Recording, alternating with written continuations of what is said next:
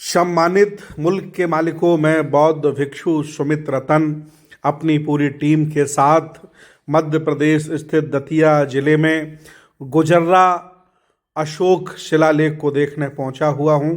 हमारे साथ पूजनीय भिक्षु संघ है। स्थानीय शॉर्ट नोटिस पर उपासक लोग भी आ गए थे। ये स्थान बहुत रमणीक है, तमाम शिलाओं से भरा पड़ा है। बड़े बड़े पत्थर और पहाड़ हैं, चारों तरफ हरा भरा है, बहुत ही सुरम्य है। बड़े संघर्षों के बाद वहाँ वाहन पहुँच पाता है। बहुत सुंदर वातावरण है। बहुत दूर दूर से लोग इसे देखने आते हैं, विदेशों से भी लोग इसे देखने आते हैं। चूँकि ये शिलालेख 16 शिलालेखों में से एक है। लघु शिलालेख अब तक जितने भी सम्राट अशोक के मिले हैं उनमें से सबसे अच्छा है, जिसमें उन्होंने अच्छा आचरण और दयावान होने का उपदेश दिया है। ये शिलालेख धम्म लिपि में लिखा है, जिसे वर्तमान में ब्राही लिपि कहा जाता है। बौद्ध विद्वानों ने, भाषाविदों ने इसका अध्ययन किया है, पढ़ करके इसका हिंदी इंग्लिश में रूपांतरण किया है। ये बहुत ही ऐतिहासिक है पूरे भारत के बौद्धों के लिए, अम्बेडकरवादियों के लिए, विज्ञानवादी और तर्कवादी लोगों के लिए यह स्थान बहुत ही पूजनीय और दर्शनीय है। यहाँ आकर के हमें संकल्प लेना है कि अधूरे कार्य को, सम्राट अशोक के अधूरे कार्य को हमें पूरा करना है। उन्होंने यहाँ स्वयं आकर के अपने ठीक सामने खड़े होकर के इस शिलालेख को लिखवाया था, जो बहुत ही ऐतिहासिक है। हम लोगों ने पहुँच करके अपने आप को गौरवान्वित किया है। यहाँ पहुँच करके बहुत ही सुखद अनुभूति हुई। भारत के सभी बौद्धों से मैं निवेदन करूंगा, शिलालेख पर पहुंचे हैं कि एक और इसकी परिक्रमा करेंगे, जिसे चंक्रमण बुद्धिज्म में कहा गया है, और बुद्धं शरणं गच्छामि का उद्घोष करेंगे। हमारे साथ सभी दतिया के और झांसी के उपासक हैं, बौद्ध भिक्षु संघ है। आइए हम लोग साथ साथ चलते हैं।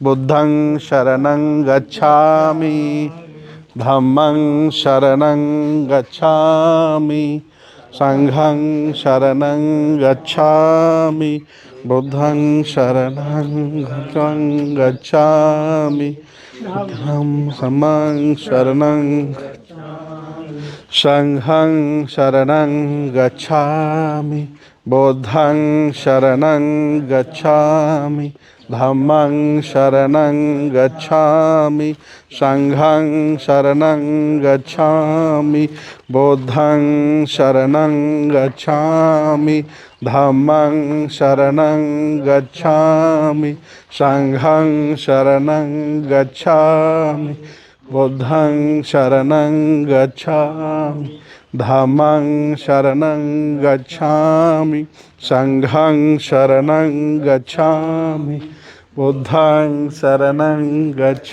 गच्छामि, बुद्धं शरणं गच्छामि, धम्मं शरणं गच्छामि, संघं शरणं गच्छामि, बुद्धं शरणं गच्छामि, धम्मं शरणं गच्छामि, संघं शरणं गच्छामि, बुद्धं शरणं गच्छामि, धम्मं संघं शरणं गच्छामि, शरणं गच्छामि, धम्मं शरणं गच्छामि, संघं शरणं गच्छामि, बुद्धं शरणं गच्छामि, धम्मं शरणं गच्छामि, संघं शरणं गच्छामि। सब लोग लाइन से खड़े हो जाइए, हम लोग 3 बार प्रणाम करेंगे। इधर आ जाइए सब। हाँ हाँ। नमामि, धम्मं नमामि। सम्मानित मुल्क के मालिकों, मैं बौद्ध भिक्षु सुमित रतन आज मैं मध्य प्रदेश की पावन धरती के जनपद दतिया में पहुंचा हुआ हूं।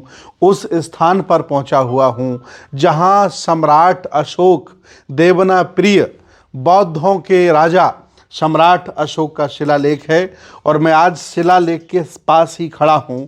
आप देख सकते हैं, ये धम्म लिपि में, वर्तमान में भारतीय इतिहास में से ब्राही लिपि कहा जाता है। पाली प्राकृत से भी पुरानी भाषा धम्म लिपि थी, जिसका इस्तेमाल शिलालेख लिखने में, संदेश देने में सम्राट अशोक ने किया था। लघु शिलालेखों की जो संख्या है पूरे भारत में, ऐसा बताया जाता है कि 16 है, और 4 ऐसे शिलालेख हैं पूरे भारत में। 2 कर्नाटक में हैं, 1 महाराष्ट्र में है, और 1 शिलालेख दतिया के गुजर्रा शिलालेख है। सम्राट अशोक के इस शिलालेख में, जिसे गुजर्रा शिलालेख कहा जाता है, ये लघु शिलालेख है, और इस शिलालेख में उन्होंने भिक्षु संघ के सानिध्य में रहने के लिए भी निवेदन किया है, और उन्होंने इसमें लिखा है कि मैं 2.5 वर्षों से स्वयं संघ के सानिध्य में हूँ। स्थानीय लोग इसे सिद्धों की तोरिया कहते हैं। सिद्धों की तोरिया का मतलब है एक अच्छे व्यक्ति का निवास स्थान।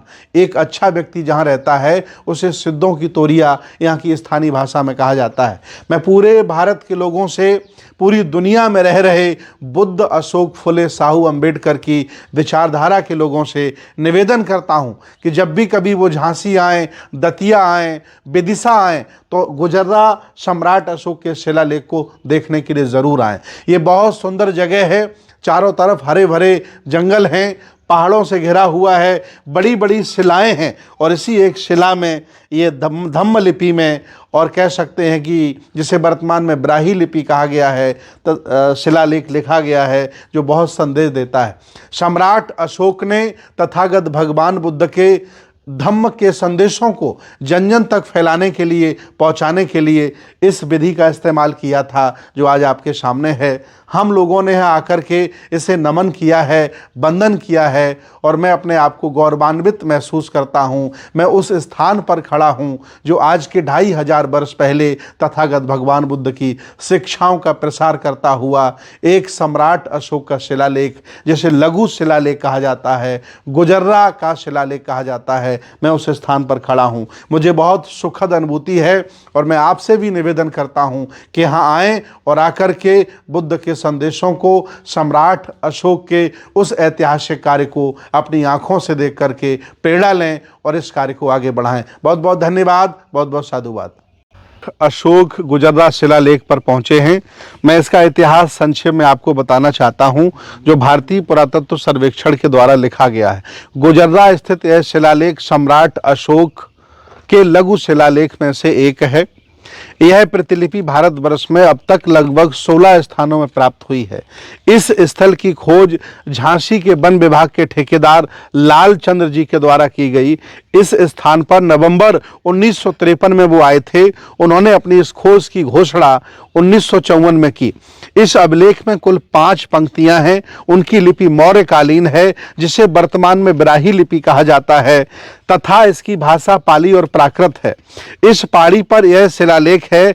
इसे स्थानीय लोग सिद्धों की तोरिया कहते हैं। इसका अर्थ है अच्छे व्यक्ति का निवास स्थान।